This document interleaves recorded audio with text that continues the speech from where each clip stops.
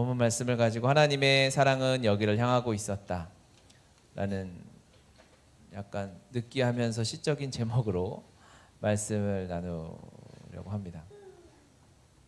바울 일행이 멜리드의 섬에, 지금은 몰타 섬이라고 이렇게 불리죠. 한 나라죠. 그 섬에 이렇게 14일 동안의 표류를 끝내고 도착을 했습니다. 힘들고 어려운 시간이었죠. 도착해서 2절에 보니까 비가 오고 날이 참해라고 했습니다. 그냥 배가 표류해서 이렇게 들어간 게 아니라 배에서 뛰어내려서 막 헤엄쳐가지고 간신히, 스토리가 너무 많았지 않습니까? 중간에 죽을 뻔한 위기도 있었고요. 사람들은 밥을 먹을 생각도 나지 않을 만큼 살 소망이 끊어졌고 선원들이 막 도망치려 하는 일들도 있었죠. 바울이 그거를 캐치해서 도망가지 못하게, 내리지 못하게 하고요. 또 이제 헤엄쳐서 가야 되니까 군인들이 죄수들을 그러면 죽이고 가자라고 했는데, 그 보이지 않는 곳에서 자기 소임, 영혼을 위하여 자기 소임을 다했던 백부장 덕에 죄인들도 다, 죄수들도 살아서 헤엄쳐서 섬에 잘 도착을 했습니다. 도착해서 비가 오고 날이 참해, 원주민들이, 여기서 원주민이라고 하면 흑인, 인디안, 토인 이런 걸 생각하지 않으시면 좋을 것 같아요. 그냥 그 땅에 원어로 보면은 이제 헬라어를 쓰지 않는 이런 식으로 해석할 수 있거든요. 그러니까 막 그런 오보오보 이런 원주민 아니고, 뭔지 아시겠죠? 그냥 그 섬에 살고 있던 사람들입니다. 그 섬에 살고 있던 사람들이 우리에게 특별한 동정을 하여 불을 피워 우리를 다 영접하더라. 불은 귀한 거죠. 그 사람들이 이방인임에도 불구하고 섬 사람들은 굉장히 배타적이잖아요. 그런데 그들의 마음에 선한 양심이 있었던 것 같아요. 이 선한 양심이 그들을 살렸죠. 불을 피워서 하는데, 바울이 나무 한 묶음을 거두어 불에 넣으니 뜨거움으로 말미암아 독사가 나와서 그 손을 물고 있는지라. 날이 추우니까 뱀은 따뜻한 데만 활동하잖아요.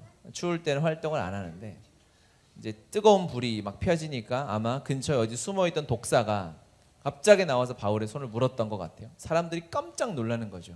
그 지역에 사는 원주민들은 이 독사의 독이 얼마나 독한지를 잘 알고 있었던 사람들이었어요. 와, 이제 죽겠구나 하고 바울이 어떻게 되나를 이렇게 쳐다보고 있었어요. 와, 바울이 어떻게 되나 쳐다보고 있는데, 바울의 태도가 재밌습니다. 5절, 바울이 그 짐승을 불에 떨어버림에 조금도 상함이 없더라. 그냥 불에 떨어버렸어요. 그러니까 사람들이 계속 쳐다보고 있었죠. 곧 독이 퍼져서 죽을 거야, 몸이 부을 거야. 6절 하반절에 그에게 아무 이상이 없음을 보고 돌이켜 생각하여 말하되 그를 신이라 하더라. 와, 저거 보통 사람이 아니구나 라는 게 딱 드러났죠. 보통 사람이 아니잖아요, 여러분. 그렇죠? 지나가다가 여러분 개미한테만 물려도 집이 난리가 나는 게 여러분 아니겠습니까? 조금만 손톱 끝에만 아파도 왜 이렇게 온 조선 땅이 시끄럽냐고 하는 핍박을 들어보시지 않으셨어요? 엄살 피우고. 제가 좀 그랬는데, 하여튼 근데 바울의 삶에, 바울이 아무 지장이 없는데 이러한 비슷한 장면이 있었죠. 사람들이 바울을 와, 신이다라고 했던 장면이 있었어요. 그때의 장면하고 지금의 장면이 되게 대비가 되더라고요. 그때 장면은 사도행전 14장 8에서 10절인데, 루스드라라는 곳에서 이제 발을 쓰지 못하는 한 사람이 있는데 나면서부터 걷지 못하게 되어 걸어본 적이 없는 자라. 바울이 말하는 것을 듣고는 바울이 주목하여 구원받을 만한 믿음이 그에게 있는 것을 보고 큰 소리로 이르되 내 발로 일어서라 하니 그 사람이 일어나 걷는지라. 무리가 바울이 한 일을 보고 루가오니아 방언으로 소리질러 이르되 신들이 사람의 형상으로 우리 가운데 내려오셨다 하며, 바나바는 제우스고 바울은 헤르메스다 이렇게 막 이 루스드라에서 사람들이 난리가 난 거예요. 사람들이 막 하니까 이때 바울이 어떻게 하죠? 바울이 두 사도 바나바와 바울이 듣고 옷을 찢고 무리 가운데 뛰어들어가서 소리질러 여러분이여 어찌하여 이런 일을 하느냐 하면서 나는 신이 아니다, 나는 여러분과 성정이 똑같은 사람이고 이런 일을 하는 것은 하나님의 복음을 증거하기 위함이다라고 합니다. 바울의 성향이 그대로 드러나는 장면이죠. 바울이 기적을 베풀었어요. 사람들이 나를 신이라고 하니까 막 그 엄한 옷은 왜 찢는지 옷을 막 찢고 막 사람들 앞에 가서 큰 소리로 막 소리 질러서 안 돼, 안 돼 하면서 나는 신이 아니야 막 이러는 장면을 제가 연기하고 싶지만 또 성찬을 해야 돼가지고 또 오늘은 조금 얌전하게.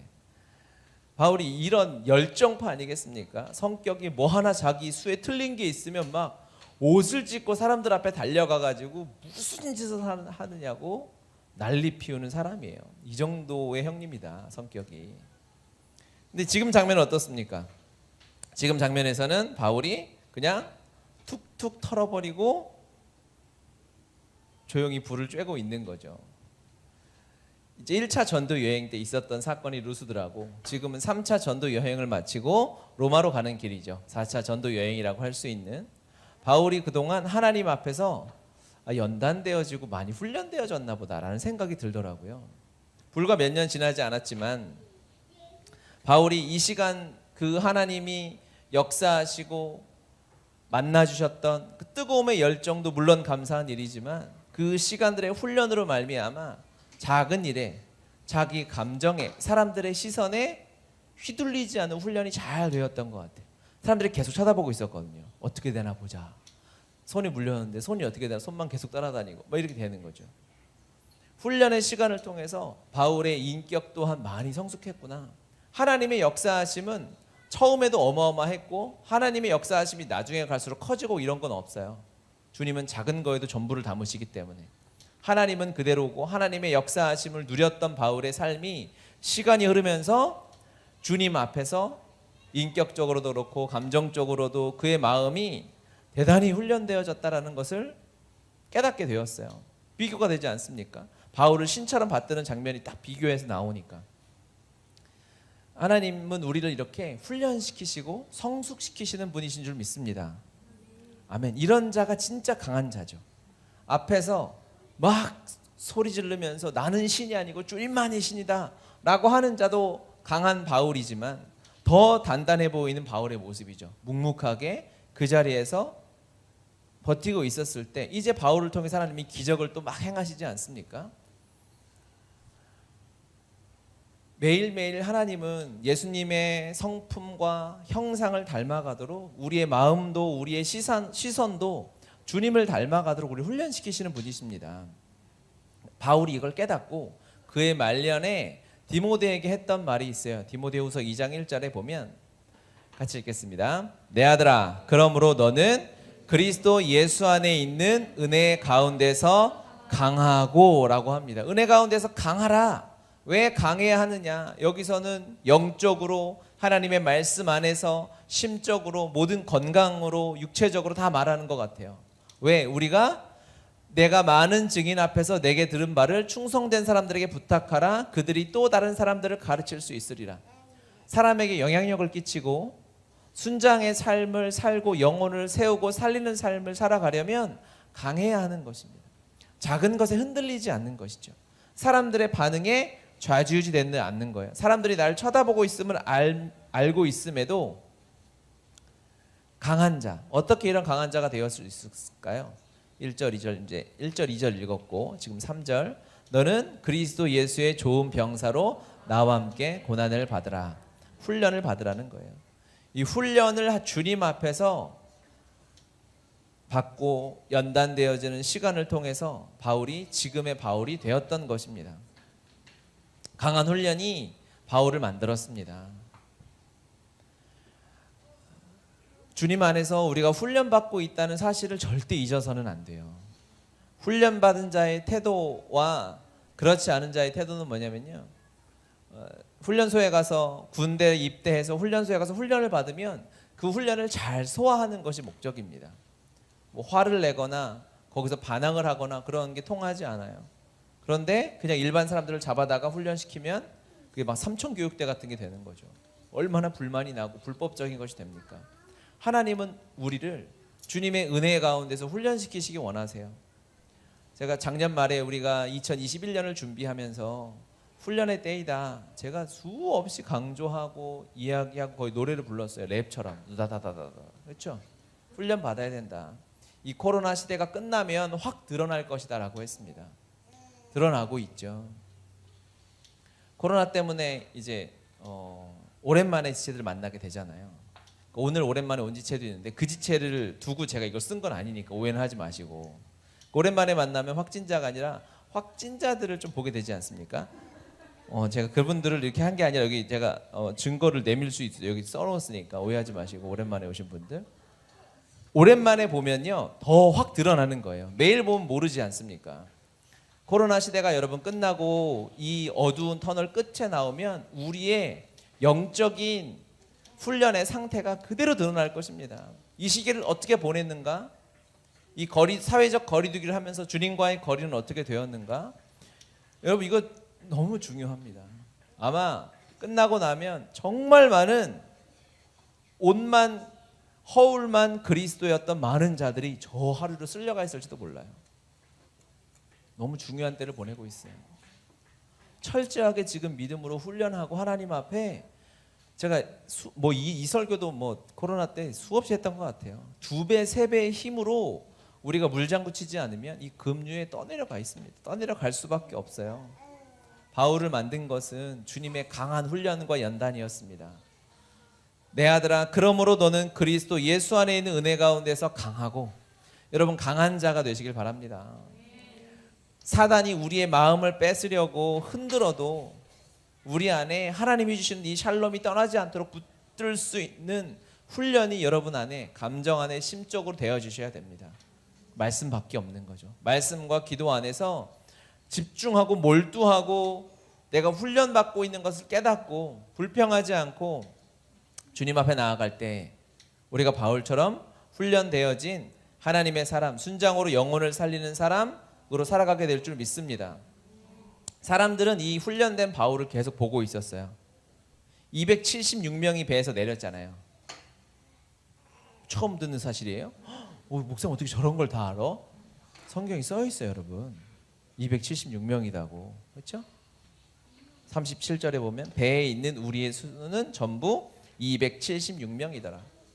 자, 이제 276명이 배에서 막 옷이 다 젖어가지고 머리도 다 젖고 모든 것을 다 젖고 가진 것은 하나도 없고 딱 내렸습니다. 이 멜리데 섬에 딱 왔는데 아무도 누가 누군지 모르죠. 거기서 그 276명 중에 딱 한 명, 바울만 뱀에게 물린 거예요. 이 세상에 이렇게 억울한 일이 어디 있어요? 로또는 사도 그렇게 당첨은 안 되면서 이런 거는 왜 우리 그리스도인이 당첨이 되냐고. 너무 간증할 사람, 주님 앞에 이걸 우리가 하소연할 때도 있어야 돼요. 너무 많죠. 막 세상 사람들 잘 살아가는데 꼭 예수 믿고 기도한다고 하는 우리에게만 이 재수 없는 일들이 걸릴 때가 있다고 생각이 드는 때가 없다고 할 수가 없는 것이 우리 현실 아니겠습니까? 주님은 다 알아서 우리의 마음을 들으실 거예요. 276명 중에 왜 하필 바울이냐고요? 왜 하필 나냐고. 이 세상에 많은 사람들이 있는데 위에 왜 이 아픈 일이, 마음 아픈 일이, 이 저주받은 것 같은, 버려진 것 같은 일이 왜 내 인생에 있었냐는 거죠. 그리고 났더니 사람들이 다 바울만 쳐다보고 있어. 언제 죽나, 저거 언제 죽나. 더 열받는 거예요. 누구한테 맞은 것도 서러운데, 진짜 어린아이들 보면 알죠. 막 다쳤을 때 가만히 있다가 사람들 쳐다보면 그때 울어요. 더 서럽거든요. 사람들의 시선 때문에 더 힘들고, 한 방 맞고 사람들의 시선과 눈빛과 지나가면서 툭툭 던지는 거. 그러니까 기도 또 많이 하지 그랬어. 기도를 내가 얼마나 많이 했는데 내 삶에 막 이렇게 되는 거 아니겠습니까? 하나님의 역사하심을 보면 바울이 뱀에 물리는 게 필요했던 거예요. 벌써 아멘 하기는 좀 찝찝하죠. 이 11절에 보니까 석 달 후에 우리가 그 섬에서 겨울을 난 알렉산드리아 배를 타고, 이 멜리데 섬에 3달 있었습니다. 석 달을 있고 이제 로마로 향해서 가야 되는 거예요. 하나님이 이 멜리데 섬에 바울을 보낸 이유가 있을 거 아닙니까? 우연히 유라굴로 광풍을 타고 여기 왔을 리가 없잖아요. 하나님의 시간표에는 바울 여기 3달이 있어야 되는 거예요. 바울을 거기다 보내서 뭐 하겠어요? 너 텐트 메이커니까 집 지어줘라, 그게 아니잖아요. 바울을 통해서 놀라운 십자가 복음을 전해야 하는 거죠. 하나님에게 시간이 별로 없어서 모든 사람들이 276명 중에 바울을 주목하게 만들어야 되는데 주님의 방법으로 이 독사에게 물리는 이 고통의 방법이 가장 빠르고 효과적이다라고 여기신 거예요. 그래서 바울을 주목하게 만들려고 뱀 가서 물어, 대신 너 가만히 물기만 해, 이렇게 한 거죠. 주님이 다 알아서. 바울이 물리고 사람들이 쳐다봤는데 아무렇지도 않고, 그 뒤로부터 사람들이 바울을 주목하고 신처럼 여기고 그의 행동, 그의 거취에 주목하게 된 거예요. 이 짧은 3달의 기간 동안 바울이 이곳에서 얼마나 놀라운 복음을 전했겠습니까? 3달 동안 자기가, 바울이 내가 어떻게 살아왔고 내가 만난 예수님이 누구고 이걸 다 간증한 시간을 압축해서 하나님이 표현하신 게 뭐죠? 뱀이 앙 문 거예요. 바울의 삶이 앙으로 압축되는 게 하나님의 고통의 방법일 수 있겠구나. 우리의 삶에 고통과 문제가 찾아왔을 때 이것을 어떻게 해석하느냐가 내 삶을 결정하는 거예요. 하나님은 단 한 번도 여러분에게 저주하려고 고통을 주시지 않습니다. 내기해도 좋아요. 다 걸어요. 하나님은 한 번도 우리에게 그러신 적이 없고 그러실 수도 없어요. 하나님이 허락하시는 것이라면 고속도로인 거예요. 바울이 이 멜리디의 섬에서 복음 전하는 길에 하나님이 봤을 때 가장 빠르고 압축적이고 정확한 길이 바로 이 고통의 방법이었던 거죠. 사람들이 쳐다보게 하는 좀 어려운 방법일 수 있지만 아니에요. 하나님은 이 일을 통해서 그 섬의 가장 높은 자인 보블리오를 살리고 그의 부친을 낫게 하고 그 섬에 있는 많은 병자들을 고치신 것입니다. 하나님이 어떻게 일하시는지 우리는 다 알 수는 없어요. 하지만 하나님이 나에게 행하신 것은 하나님의 역사가 일어나고 하나님의 계획이 성취되는데 가장 빠른 길이다. 그것을 놓치지 않으시길 바랍니다. 아멘, 아멘, 아멘입니다. 이 사람들이 276명 중에서 이제 바울을 딱 주목하게 된 거죠. 이 성경은 이제 높은 곳에서 이렇게 성경을 썼잖아요. 이제 우리의 이 카메라 앵글을 우리가 멜리데 섬에 있는 원주민들이라고 생각을 하고 한번 봅시다.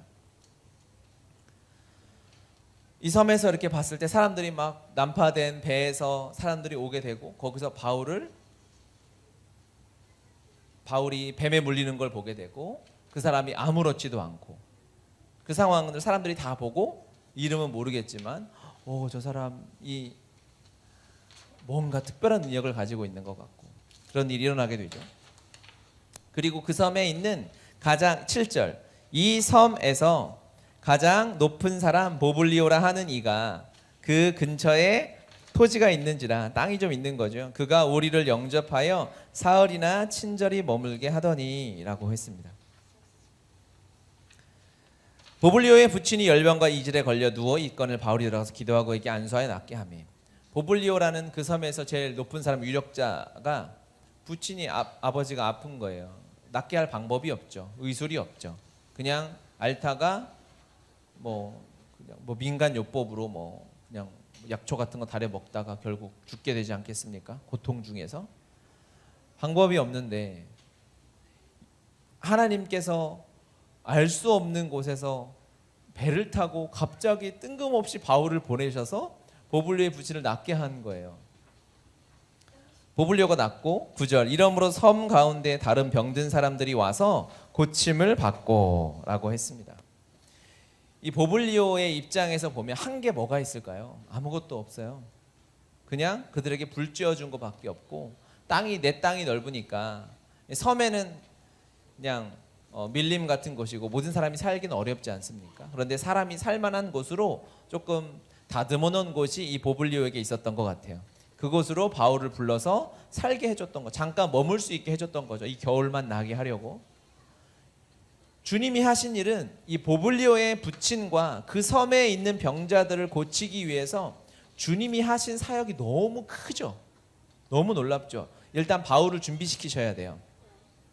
바울을 준비시키시려면 우리 주님을 십자가에서 준비시키셔야 되고 이 엄청난 일을 하시고 바울을 준비시키시고 바울을 훈련시키셔야 되잖아요. 이 비용이 얼마나 커요. 1, 2, 3차 전도 여행과 그 수많은 돌에 맞고 배고픔 당하고 도망다니는 일들을 다 훈련시키셔서 바울을 로마로 보내시는데 바울이 또 그냥 편하게 왔습니까? 재판을 하고 여기 불려갔다 저기 불려갔다 배를 타고 돌아갔다가 큰 광풍을 만나서 파선하고 여기까지 왔는데 이 멜리데 섬의 주민들은 하나님의 기적을 경험하는데 한 것이 아무것도 없는 거예요. 그냥 갑자기 바울이 헤엄쳐서 온 것밖에 없는 거죠. 주님이 하신 일은 어마어마하게 많은 거죠. 비교가 안 되죠. 이 사람들이 내가 불 쥐어줘서 네가 나 고쳐준 거 아니야? 라고 할 수 없는 거지 않습니까? 받은 은혜가 얼마나 큽니까? 관점을 하나님의 관점에서 보면 그냥 사랑해서 한 거지만 이들의 관점에서 보면 하나님이 우리를 너무 편애하시는 거예요. 섬이 멜리데 섬만 있는 게 아니잖아요. 하필 바람이 글로 불고 파도가 글로 쳐서 바울과 그의 일행을 이 배를 타고 이게 파선돼서 우리 섬까지 오게 하시는 것은 하나님의 특별하신 사랑이 있다라는 것입니다. 하나님은 이들을 보고 계셨던 거예요. 이 섬에 하나님의 복음을 전하기로 결정하셨고 그 일을 위하여 바울을 준비시키신 거죠. 그 사람들이 그렇게 이야기해도 어느 누구도 틀렸다고 할 수 없어요. 보블리오가 하나님이 나와 우리 마을에 하나님이 기적을 베풀고 복음을 전하게 하시려고 바울을 준비시키셨다라고 해도 틀린 말이 전혀 아니죠. 그렇죠? 하나님의 사랑이 어디를 보고 있었을까? 이 보블리오의 삶과 그의 가족과 그의 공동체를 주목하고 있었다는 것을 우리는 확인할 수 있습니다. 부인이 안 되는 것이죠. 보블리오가 그렇게 느꼈다면 하나님도 그렇게 하시려고 결정하신 거예요. 그냥 로마로 왜 못 가겠어요? 로마로 그냥 가면 가는 거죠. 그런데 그냥 로마로 가면 안 되는 거예요. 왜일까요? 하나님이 사랑하는 멜리데 섬과 보블리오가 너무 하나님의 마음에 걸린 거예요. 나중에 주님이 이제 바울에게 천국에서 사과를 하셨을지 모르겠지만 고생 많았지?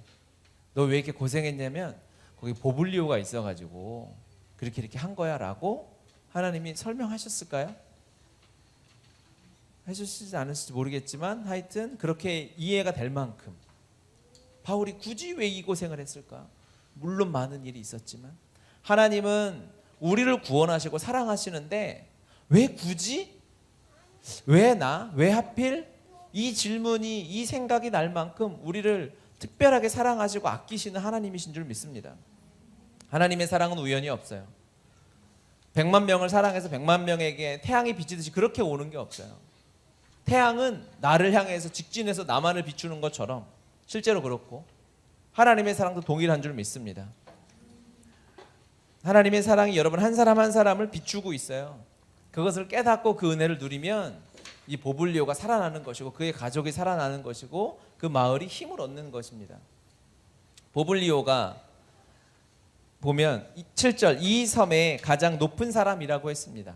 그 당시에 뭐 마을 이장이었는지 모르겠고 그 마을의 경찰관이었는지 그 당시에는 뭐 삼권 분립 이런 게 없었으니까 어쨌든 이 마을 그 섬의 모든 것을 주관하는 자였을 거예요. 그 마을에 아픈 사람이 생겼어요. 자기 아버지가 아파요. 보블리오가 능력이 하나도 없어요. 그렇죠? 그런데 고치는 방법을 이제 보블리오가 찾았을 거예요. 그것은 하나님의 은혜를 본인이 바울을 통해서 하나님의 은혜를 경험한 것밖에 없어요. 그랬더니 주변이 낫기 시작하는 거예요. 인간은요, 모든 사람은 다 책임이 있어요. 여러분 다 책임감이 있죠. 가장이면 가장으로 책임지는 사람, 교회 리더면 교회 리더로, 교회 뭐 구역장이나 순장이면 그런 리더의 자리에 다 있지 않습니까? 리더의 자리로 주님이 세우셨고 책임감을 주셨다는 것은 해결해야 될 영역과 맡아야 될 분깃이 있는 거예요. 이 분깃을 우리가 책임지고 가정을 이끌어가고 사업을 이끌어가는데 살다 보면 우리의 능력 없음이 너무 드러나요. 그렇죠? 인간이 할 수 있는 게 많지 않아요. 내가 부모인데 내 힘으로 자식을 키울 수 없다는 게 시간이 갈수록 너무 확실해져요. 교회를 섬기고 인도하라고 주님이 저를 담임 목사로 세워주셨는데 3년 전보다 제가 정확히 30배 정도 알고 있는 건 내가 할 수 없구나라는 거예요. 아멘이죠. 아멘 해도 돼요. 진리니까. 사업을 하면서 어떠한 공동체 리더를 맡으면서 내가 책임은 져야 될 것 같고 내가 해야 될 것 같은데 할 수 없을 때가 너무 많죠.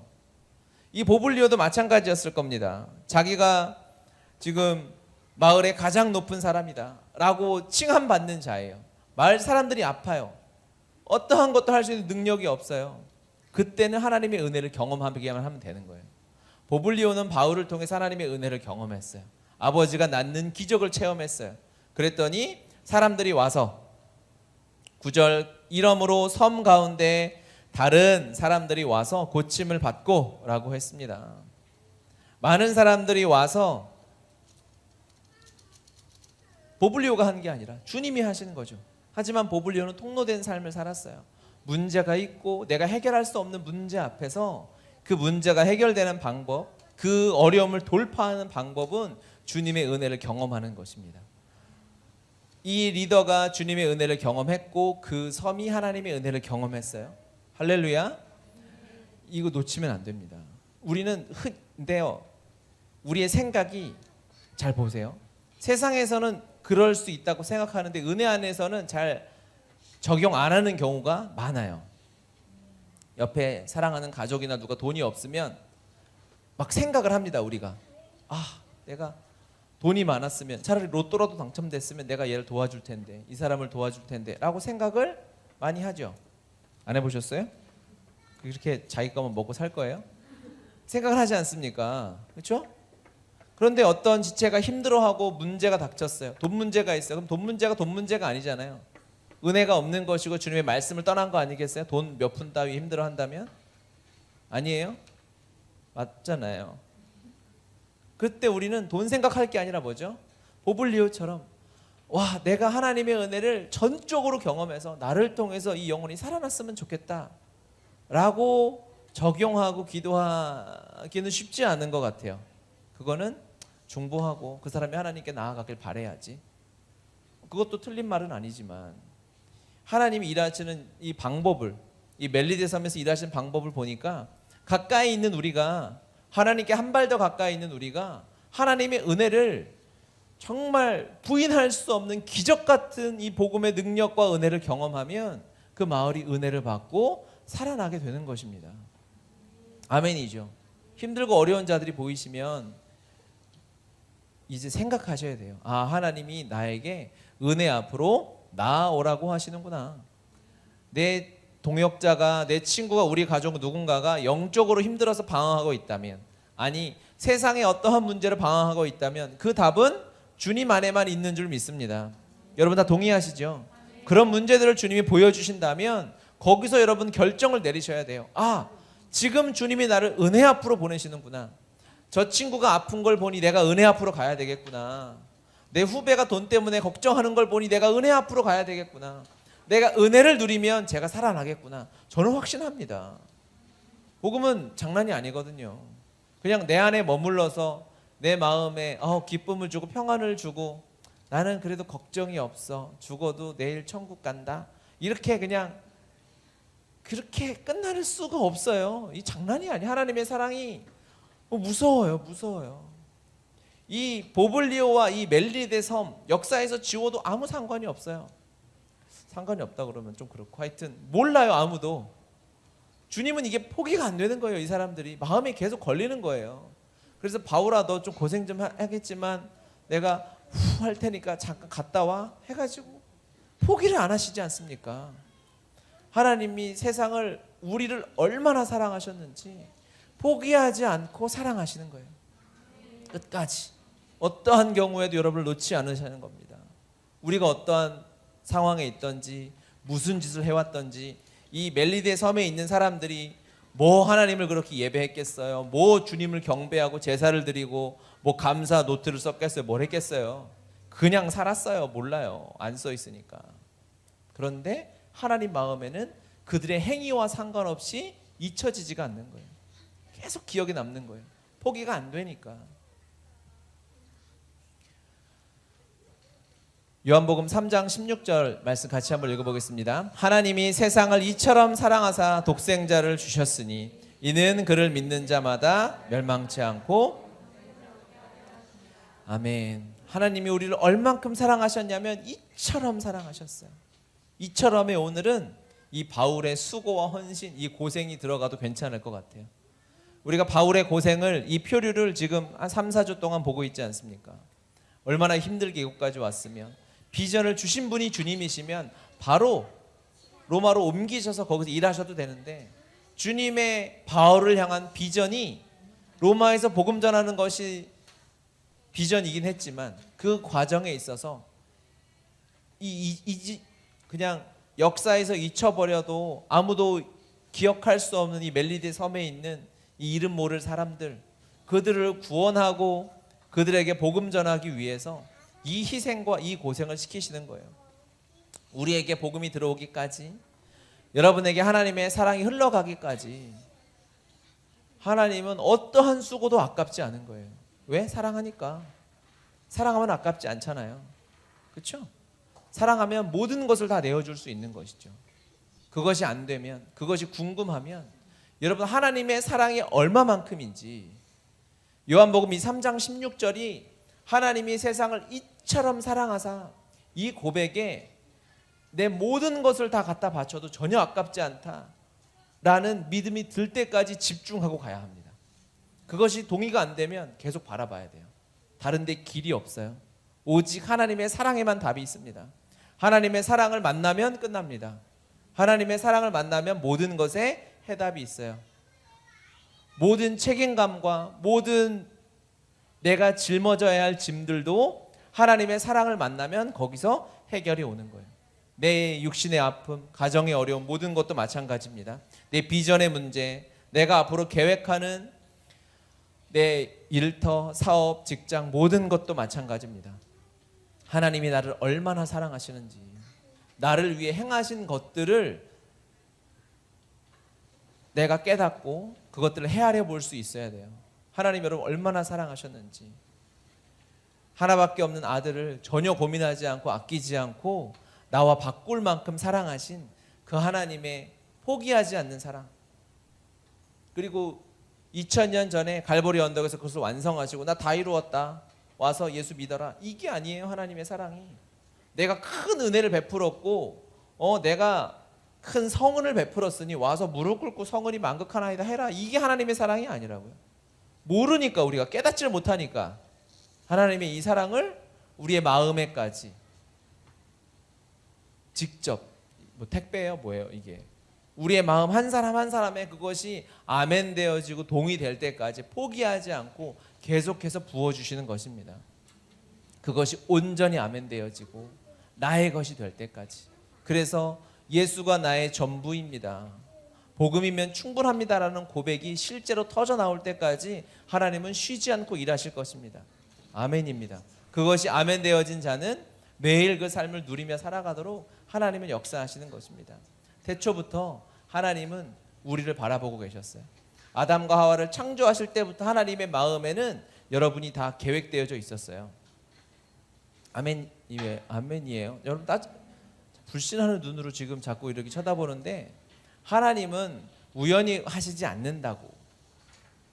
하나님이 아담을 만드시고 그 아담 안에서 여러분의 한 사람 한 사람을 다 보셨어요. 시간이 너무 오래 걸린 거 아니에요? 70억, 100억 명을 어떻게 다 계산해요? 그러니까 하나님이죠. 하나님은 아담을 만드실 때 이미 여러분을 계획하시고 여러분 한 사람 한 사람에게 당신의 사랑 전부를 부어주기로 결정하셨어요. 그것이 죄로 인하여 틀어졌을 때 아들을 잡아서 제물로 그것을 완전히 완성하시고, 하나님의 처음 품었던 완전한 우리의 형상, 하나님의 형상 원형이 이루어질 때까지 포기하지 아니하시고 인도하십니다. 그것이 우리에게 주신 말씀이에요. 그 과정이 우리가 함께 하는 예배예요. 그 과정이 우리가 함께 주님의 말씀을 묵상하는 큐티이고 훈련입니다. 우리 교회 공동체가 왜 있겠습니까? 여러분 한 사람 한 사람이 하나님의 사랑에 완전히 부딪혀서 나의 옛 자아가 박살이 나고 하나님의 원형으로 살아가게 만드는데 하나님이 이것을 허락하신 것입니다. 삶의 목적은 하나밖에 없어요. 주님의 사랑을 아는 것입니다. 할렐루야. 하나님의 사랑이 태초부터 나를 주목하고 있었구나.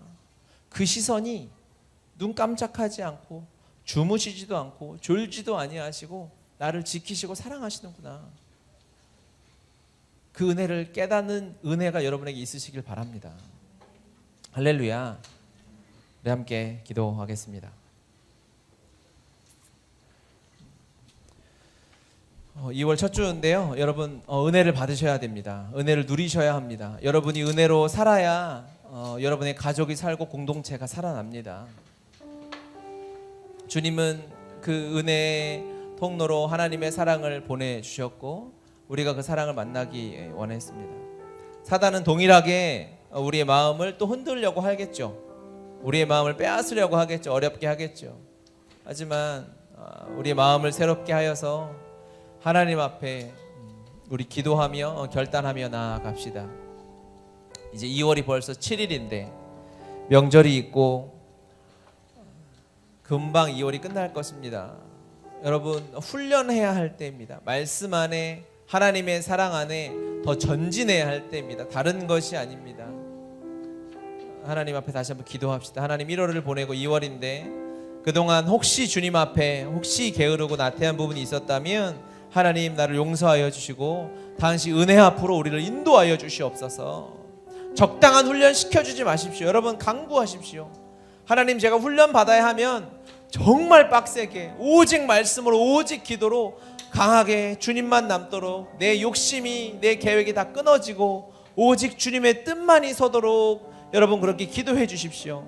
내 감정 따위 사람들의 시선을 의식하는 사람들의 평가에 좌지우지되는 내 마음이 아니라 오직 주님의 은혜만 하나님의 시선만이 내 마음에 있기를 원합니다. 우리 같이 기도합시다. 회개하며 기도하며 또 우리 성찬을 준비하며 우리 주여 한번 하시고 함께 기도하며 나아갑시다. 주여